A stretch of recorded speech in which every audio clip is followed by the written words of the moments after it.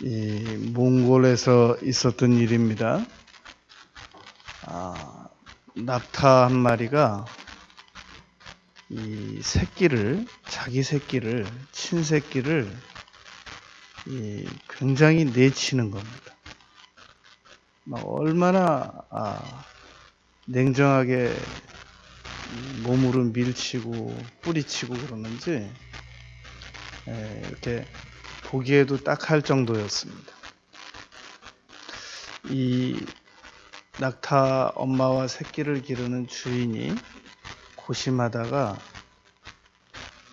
악기를 연주하는 사람을 불렀습니다. 그래서 이 낙타가 알아들을 수 있는 연주가가 왔습니다. 줄이 3개짜리인데 그것으로 한 10분 정도를 연주를 하니까 갑자기 낙타 엄마가 눈에서 눈물을 툭툭툭툭 흘리는 겁니다. 그러더니 그렇게 새끼를 붙여놔도 내치고 새끼 옆에 거들떠보지도 않던 이 낙타 엄마가 새끼를 돌보기 시작하는 겁니다. 그 음악 소리를 듣더니 가서 막 혀로 새끼 얼굴을 핥고 툭툭툭툭 눈물을 흘리고 그러는 겁니다. 전문가의 진단이었습니다. 이 낙타가 감정이 고장났었다는 겁니다. 사랑의 감정이 고장났기 때문에 그런 행동을 했다는 겁니다. 우리가 사람들을 이렇게 만나보는데 찬바람이 윙윙 불고 너무 냉정하고 참 저 사람 인정머리도 없게 생겼다, 이런 생각이 드는 사람들을 우리가 종종 만나보지 않습니까? 그런데 그 사람들을 어느 날 또 대해보면 그렇게 냉정한 것도 아닙니다. 또 나름 인정머리도 있고 불쌍하게 여길 줄도 알고 동정도 할 줄 알고 그렇단 말입니다. 그런데 이렇게 겉으로 보기에 그래요. 원인이 있습니다. 이 감정이 고장나서 그렇습니다. 특별히 사람은 영과 혼과 육으로 되어져 있습니다. 영이 죽어서 도대체가 하나님의 말씀을 못 알아듣는 사람들은 교회에 안 옵니다. 그 사람들은 영이 고장난 사람들입니다. 그리고 지식적인 것만 추구하는 사람들은 혼적인 사람들입니다. 그리고 감정적인 것들만 사모하는 사람들은 감정이 많이 발달된 사람들입니다. 그냥 무슨 말만 하면 눈물을 흘리고 혼자서 무슨 생각만 하다가 눈물 흘리고 그렇단 말입니다.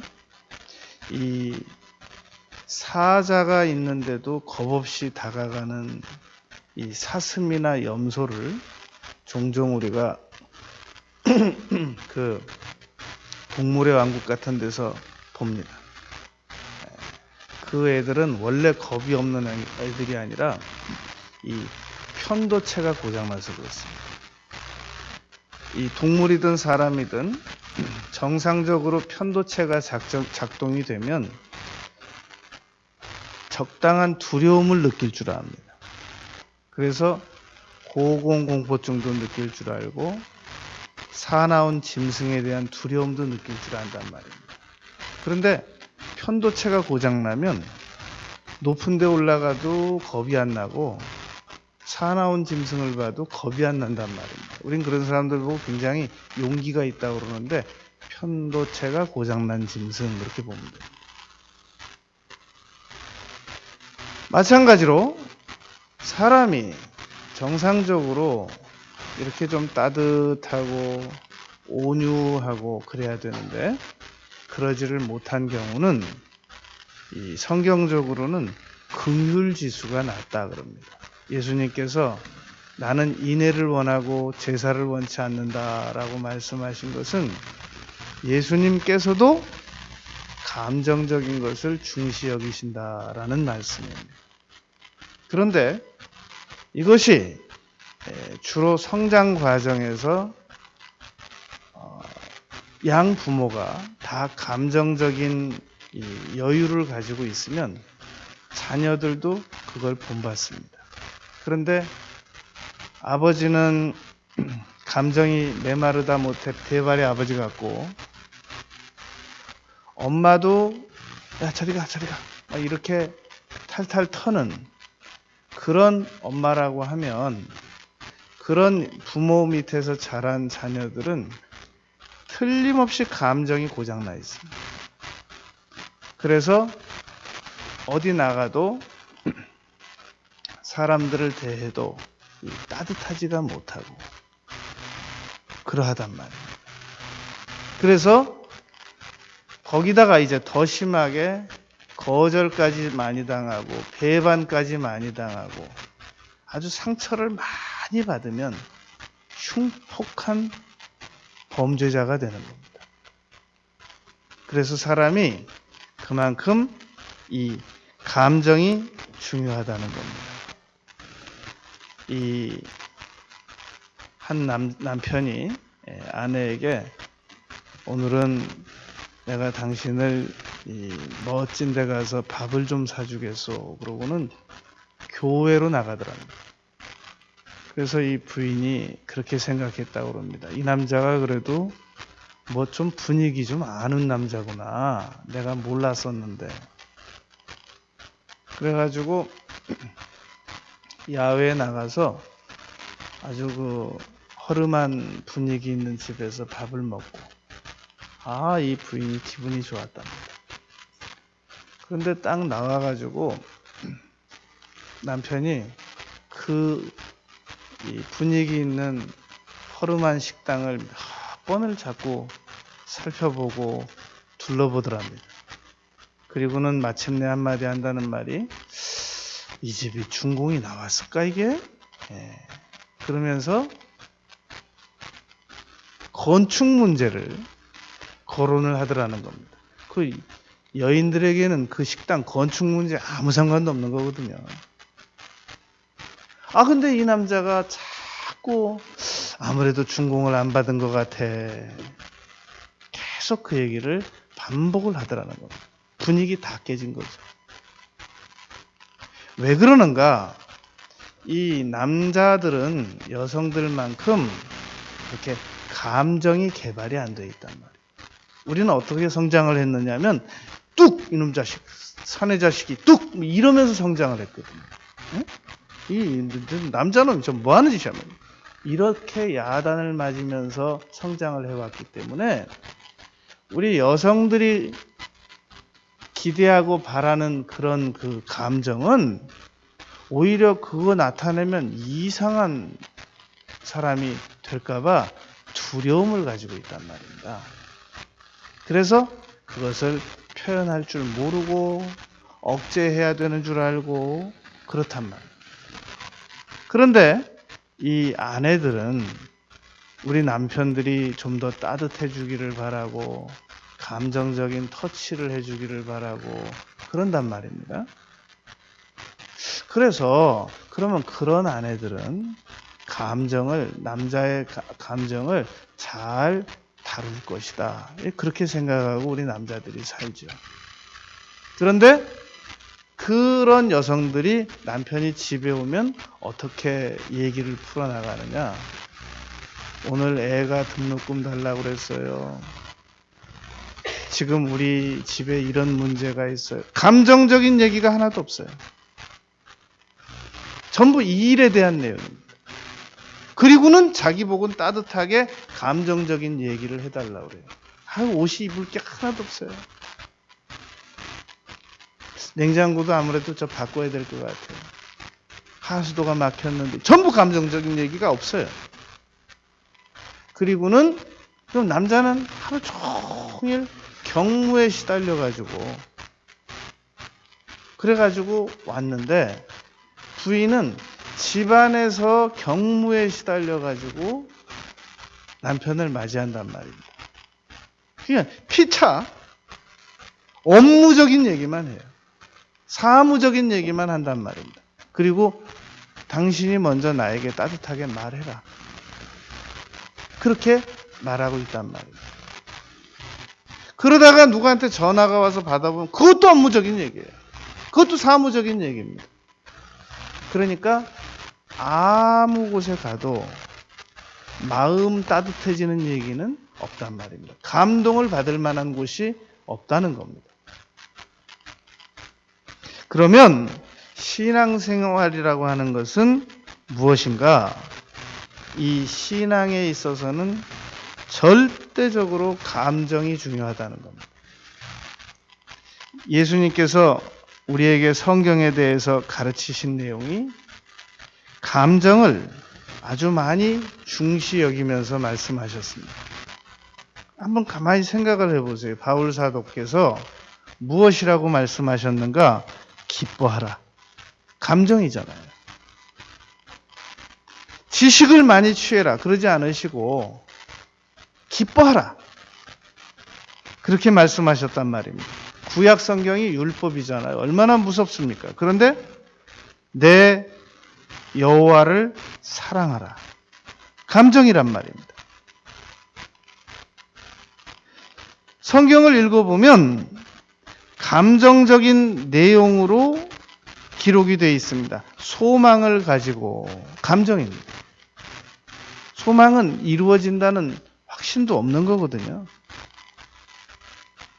악을 미워하라. 이 감정이에요. 악을 버리라. 이렇게 말하지 않고 악을 미워하라. 사슴이 시냇물을 찾기에 갈급함같이 내 영혼이 주를 찾기에 갈급하나이다. 성경은 감정적인 표현으로 연결되어 있습니다. 그런데 우리는 너무 많이 이 지식적으로 세상을 살아가고 있단 말입니다. 그래서 누구 한 사람을 만나봐도 아주 냉정하고 냉철한 사람들만 만나지 따뜻한 사람들을 만나본 적이 없단 말입니다. 그런데 그러던 남자가 어느 날 이제 세상 남자가 술집을 갔단 말입니다. 그랬더니 그 여성들이 지식적인 얘기는 하나도 안 하더래요. 거기 근무하는 여성들이 뭐 사업적인 얘기 그런 거 안 하거든요. 무조건 멋있다고 그러거든요. 김 사장님이 세계에서 제일 멋있다고 그러거든요. 그냥 칭찬만 하거든요. 그러니까 감정적인 얘기를 듣게 된 거예요. 드디어. 집에 가면 이 아내가 누구 집은 아파트를 몇 평으로 옮긴대. 엊그저께 43평이었는데 70평으로 옮긴대. 이런 얘기나 해주는데 이 미스 김은 안 그러는 거예요. 무조건 사장님이 최고라고. 전부 감정적인 터치만 받게 되는 겁니다. 남자들이 왜 똑똑한 여자들을 별로라고 생각하느냐? 이 똑똑한 여자들은 똑똑한 말만 하거든요. 그러니까 따지기 좋아하고 바른 말 잘하고 공격적으로 잘 말하고 이런 여성들에 대하여 무능한 남자들은 죽어 지내죠, 그냥. 근데 유능한 남자들이 그런 여자들을 만나서 스트레스 받을 이유가 뭐가 있어요? 그러니까 차라리 아내보다 무능해도 괜찮아요. 마음 따뜻하게 하는 여자한테 더 마음이 가버리는 거예요. 그게 바로 감정의 중요성이라는 거예요. 여성도 똑같아요. 남자가 똑똑한 얘기만 하고 돈도 잘 벌고 사회적인 지위와 명예도 있는데 딱 한 가지 사랑만 안 해줘요. 그러니까 나중에는 그걸 다 포기해버리지 않습니까? 내가 무슨 인생을 얼마나 살겠다고. 마음 따뜻하게 해주는 사람한테 가마. 그리고 그냥 끝내는 경우가 많단 말입니다. 세상에 나이 70대 가지고 누가 황혼이혼을 해요? 뭘 더 바라보겠다고 황혼이혼을 하겠냔 말입니다. 근데 남은 기간이라도 마음이 따뜻해져 보고 싶다라는 욕망이 그렇게 만드는 겁니다. 인간에게는 그만큼 감정적인 따뜻한 터치, 이것이 아주 중요한 문제라는 겁니다. 인간은 맛있는 음식도 먹고 싶어 하고, 맛있는 어디 음식이 있다 그러면 멀리 찾아가기도 하는데, 그러나 무엇보다도 마음의 위안과 위로를 받아야 된단 말이에요.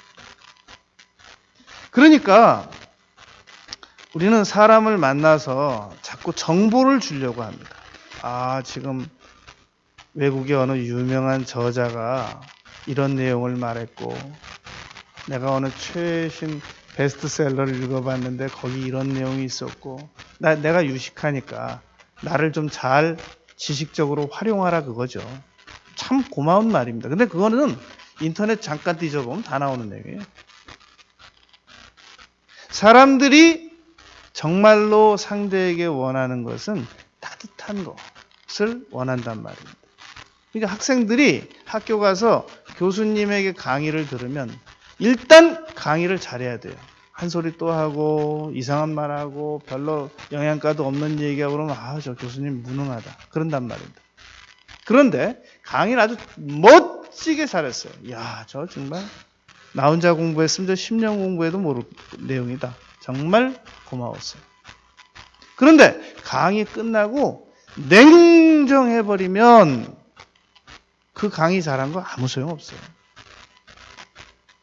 강의 잘하고 거기다가 따뜻하게 감정까지 잘 어루만져주면 특등 교수님이죠. 그러니까 많은 남자들이 그렇게 생각한단 말입니다. 내가 왜 능력이 있는데 왜 나에게 고마워할 줄 모르느냐, 감사할 줄 모르느냐. 감정적으로 우리가 감정을 잘 못 다루어서, 감정에 대하여 인색하여서 그렇단 말입니다. 아닌데 나는 감정이 참 따뜻한 사람인데 왜 그럴까? 그거는 민수기 21장 4절의 해답이 있습니다. 이스라엘 백성들이 길로 인하여 마음이 상하였다 그랬습니다. 그러니까 감정적인 이 어루만짐과 터치는 잘하는데 비례해서 상처도 잘 입힌다는 거예요. 저렇게 사람이 여수를 잘 떨지. 저러니까 좋아하지 사람들이. 참 맞는 말인데 그에 비해서 감정적으로 마음을 상하게 하는 일도 잘하면, 그러면 역시 그게 다 수입 지출이 안 맞게 된다는 말입니다. 시편 84편 2절에 보면 내 영혼이 여호와의 궁정을 사모하여 쇠약함이여. 그러니까 너무너무 하나님의 이 대한 그리움을 가지고 있다는 것을 이렇게 표현했습니다. 문지기로 거하여도 좋사오니라는 말이 있잖아요, 시편에. 그게 그 문지기가 건물 수위를 말하는 게 아닙니다. 그게 하나님의 천국 백성을 말하는 겁니다. 그러니까 하나님의 천국 백성이 되려면 일단 천국을 가야 되잖아요. 그러니까 보통 수위가 아닌 거죠. 그런 것들이 굉장히 산문적 표현 같지만 감정적 표현이란 말입니다. 성경에 그렇게 연결이 되어 있단 말입니다.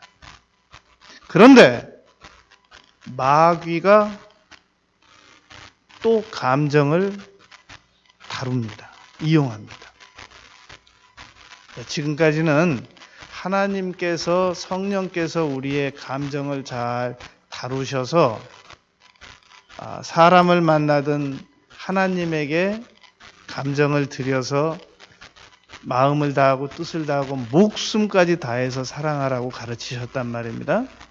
그런데 두 번째로는 마귀가 또 우리의 감정을 어루만집니다.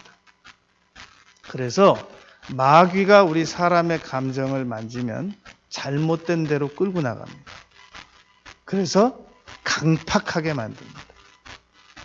IS 같은 사람들의 마음에는 잔인한 마음이 감정적으로 들어가 있단 말이에요.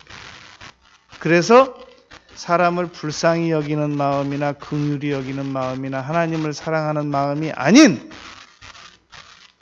저주하고 공격하고 살인하고 죽이고 싶은 마음을 계속해서 마귀가 넣어주는 겁니다. 그러면 우리는 성령께서 주시는 마음과 마귀가 주는 마음을 동시에 다 받아들이면서 살아가게 돼 있단 말입니다. 그런데 성령께서 주시는 마음과 마귀가 주는 마음을 어떻게 구분짓느냐 말입니다. 내 마음이 지금 성령께서 다스리고 계시는지 마귀가 다스리고 있는지를 어떻게 구분짓느냐는 겁니다.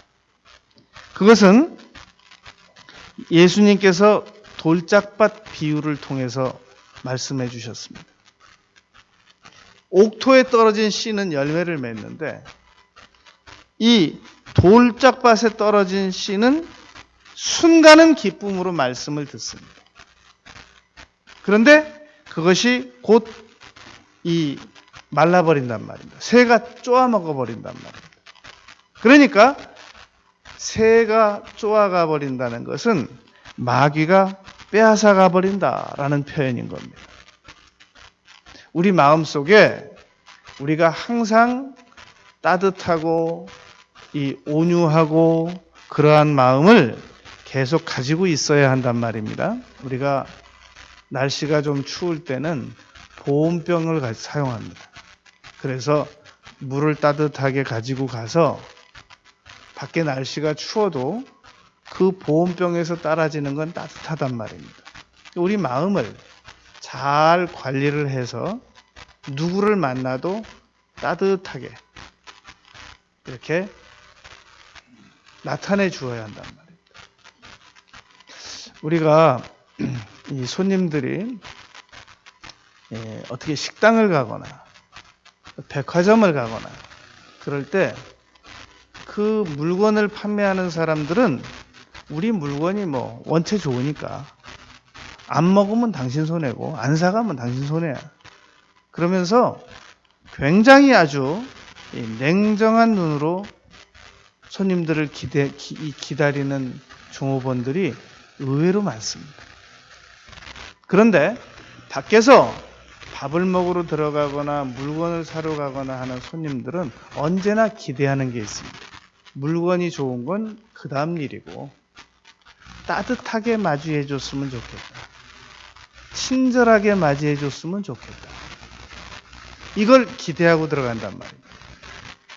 근데 딱 들어가 보니까 너무 냉정해요. 그러면 그 순간에 결심합니다. 이 식당 잘못 들어왔구나. 여기 내가 물건 사러 잘못 왔구나. 다음번에는 안 와야 되는데. 그렇게 결심하고 밥을 먹는단 말입니다. 결심하고 물건을 산단 말입니다. 그런데 그렇게 딱딱한 마음, 완고한 마음을 누가 준 거냔 말입니다. 마귀가 주었다는 겁니다. 강팍한 마음.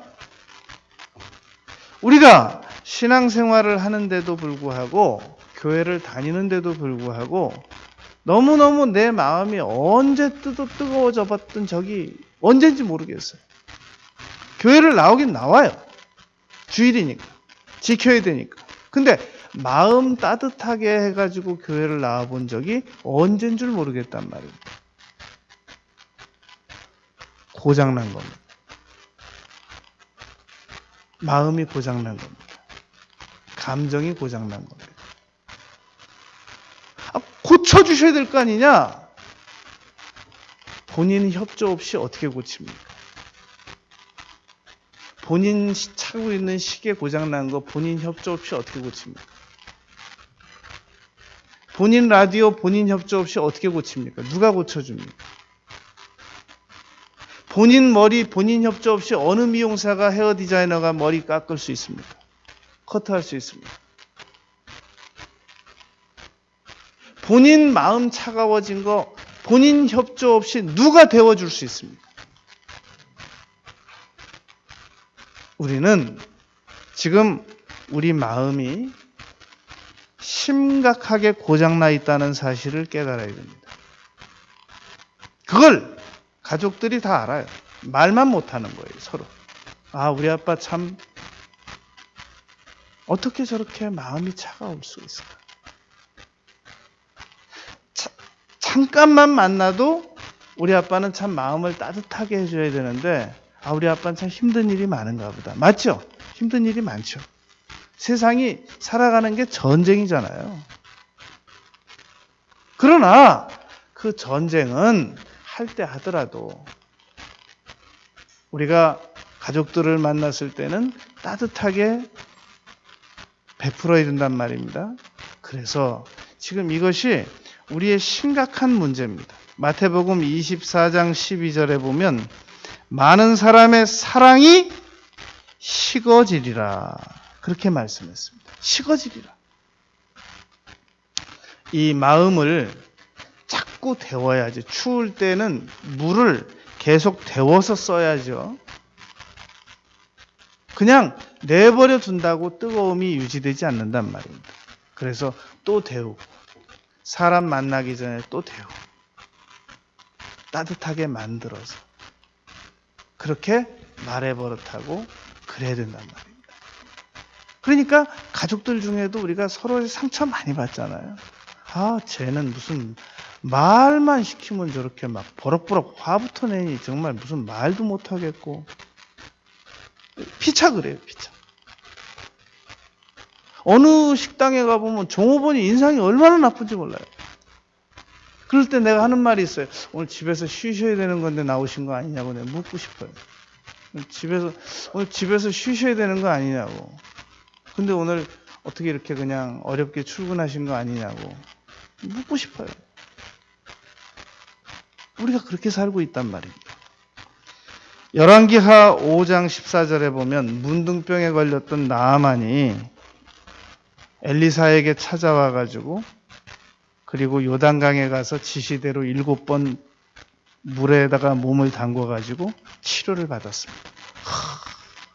정말 감정이 너무너무 따뜻해졌습니다. 엘리사에게 와서 이렇게 말했습니다.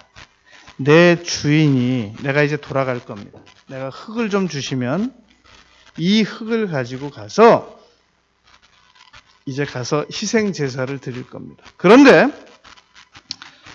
아직까지 이 우리 주인은 아람 왕을 말해요. 림본의 신당에 들어가서 거기서 경배를 합니다. 그런데 꼭 들어갈 때 내 손을 의지해서 들어가서 신당에서 몸을 굽힙니다. 그러니까 나도 어쩔 수 없이 따라가서 거기서만은 우상을 섬겨야 됩니다. 라고 나아만이 말합니다. 바로 이렇게 말하는 사람들의 감정은 조만간 사라진다는 겁니다. 지금 문둥병에서 나왔어요. 하나님께서 고쳐주셨어요. 그러면 이후로는 어떤 대가를 치르더라도 하나님께서 싫어하시는 우상에게는 절을 하지 말아야 됩니다. 그런데 나아만은 미리 얘기하고 가요. 너무너무 기뻐가지고 자기를 고쳐주신 이스라엘의 하나님 계신 곳에 흙을 가지고 가면서도 미리 얘기해요. 림몬 신당에 들어가서 내가 절해야 됩니다. 그렇다면 이 사람은 지금 가지고 있는 기쁨은 곧 사라지게 된다는 겁니다. 이 환경도 사람의 이 감정을 다스리게 하는데 아주 중요한 영향을 미칩니다. FBI에서 실험을 한 내용입니다. 이 인질 구출 작전을 모의로 이 훈련을 시켰습니다. 그런데 FBI 요원들에게 작업복을 입히고 인질을 구출을 시키라고 했습니다. 그랬더니 인질 구출 작전을 실행을 하기는 하는데 온 기물을 다 파괴하고 아주 난잡하고 복잡하게 품위 없이 이 구출을 해내더라는 겁니다. 그런데 다시 이 FBI 요원들에게 정복을 입혔습니다. 그리고 인질을 구출시켰더니 똑같이 인질을 구출시켜내는데도 불구하고 품위 있게 구출을 해내더라는 겁니다. 우리가 가끔 이 아주 호화로운 분위기의 호텔을 갈 때가 있습니다. 그리고 은은한 클래식이 흘러나오고 그에 맞추어 이 옷도 잘 입고 갈 때가 있단 말입니다. 감정이 조절이 됩니다. 동화가 됩니다. 그러니까 환경을 난지도처럼 해놓고 감정은 잘 가지리라 라고 결심한다고 해서 그 감정이 조절이 되는 것이 아니란 말입니다. 우리가 집안에 아무도 보는 사람이 없는데 정리정돈을 내가 뭐 그렇게 잘해야 될 필요가 뭐 있냐? 그리고는 막 우르르 해놓고 살면 그에 맞추어서 감정도 산만해지고 어수선해지고 그렇다는 말입니다. 이 좋은 감정은 신앙 향상에 결정적인 영향을 미칩니다. 하나님께서 야고보를 통해서 이렇게 말씀하셨습니다. 야고보서 4장 8절에서 하나님을 가까이 하라. 그리하면 너희를 가까이 하시리라 라고 말씀하셨습니다. 무슨 말이냐면은 하나님을 우리가 가까이 하게 되면 하나님께서 가지고 계신 그 감정적인 영향을 받을 수가 있습니다. 우리가 바닷가를 좋아하는 이유가 바닷가를 이렇게 바라보면 바닷가가 우리의 스트레스를 일부분 흡수하는 듯한 느낌을 받습니다. 우리가 식물원을 좋아하는 이유는 식물원에 가서 이렇게 보면 우리의 상처받은 힘들고 지친 이 마음의 스트레스를 어느 정도 그 식물이 흡수해 간다라는 느낌을 받게 된단 말이에요. 우리가 하나님을 바라보면 이사야서 40장 31절에 여호와를 앙망하라 그러지 않습니까? 그러면 독수리가 날개침 같은 새 힘을 얻게 된다 그렇단 말입니다. 그것이 하나님께로부터 에너지, 감정을 받게 돼서 그렇습니다. 그런데 하나님을 가까이 하는 대가를 치르지 않으면서 하나님께로부터 따뜻한 감정을 받을 수 있다고 생각하는 것은 모순입니다. 야고보서 4장 8절에서 하나님을 가까이 하라 너희를 가까이 하시라는 말씀은 신명기 4장 7절에 가면 너희가 기도할 때 하나님께서 가까이 해주신다라고 기록이 되어 있습니다. 그러니까 그것을 바울 사도는 에베소서 5장 18절에서 오직 성령의 충만함을 받으라 라고 말씀하셨던 겁니다. 자, 결론입니다. 어떻게 하면 우리가 지금보다 더 따뜻하고 냉정하지 않은 사람이 될 수 있는가? 절대로 우리의 의지와 결심으로는 불가능합니다. 이 세상에 어떤 사람을 만나도 나를 따뜻하게 해주고 내 마음까지 데워줄 수 있는 사람은 없습니다. 지금 자기 한 사람 마음 따뜻하게 하기도 힘든 세상입니다. 어떤 남편도, 어떤 아내도, 어떤 성자도 내 마음까지 완전히 따뜻하게 만들어줄 수 있는 사람은 세상에 없단 말입니다. 그건 기대도 하지 말아야 돼요. 내가 할 일은 내가 상대방에게, 다른 사람들에게 상처를 안 주거나 덜 주는 것. 그게 목표인 거지. 누구 다른 사람에게 위로까지 받는다. 그거는 하늘 가서 별 따오겠다는 그런 심산인 겁니다. 너무 기대 수준이 높은 겁니다.